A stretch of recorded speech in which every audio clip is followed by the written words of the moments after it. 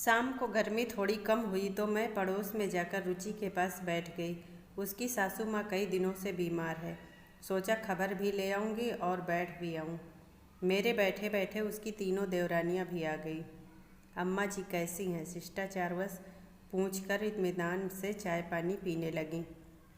फिर एक एक करके अम्मा जी की बातें होने लगी, सिर्फ शिकायतें।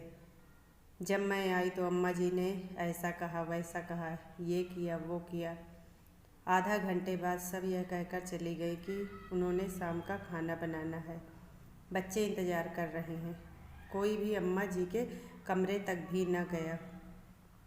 उनके जाने के बाद मैं रुचि से पूछ बैठी, रुचि अम्मा जी आज 1 साल से बीमार है और तेरे ही पास है। तेरे मन में यह नहीं आता कि और भी रखें या इनका काम करें? माँ तो सबकी हैं।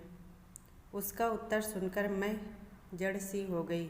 वह बोली, बहन जी मेरी सास 7 बच्चों की माँ है। अपने बच्चों को पालने में, उनको अच्छी ज़िंदगी देने में कभी भी अपने सुख की परवाह नहीं की।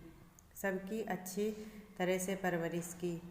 ये जो आप देख रही हैं ना, मेरा घर, पति, बेटा, शानो शौकत सब मेरी सासू जी की देन है। अपनी अपनी समझ है। मैं तो सोचती हूँ इन्हें क्या क्या खिला पिला दूँ, कितना सुख दूँ।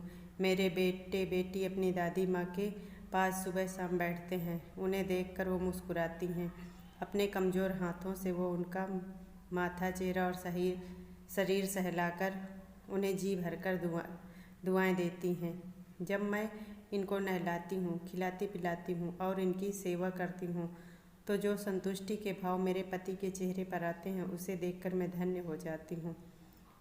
मन में ऐसा एहसास होता है जैसे दुनिया का सबसे बड़ा सुख मिल गया हो।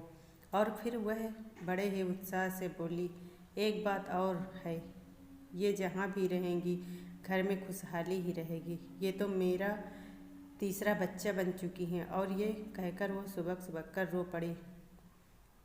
मैं इस ज़माने में उसकी यह समझदारी देखकर हैरान थी।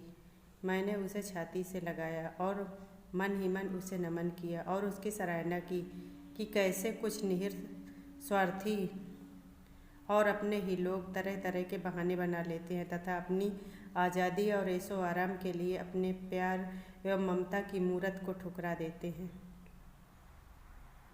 दोस्तों, कहानी पसंद आई हो तो प्लीज़ इसे लाइक, शेयर, सब्सक्राइब ज़रूर करें।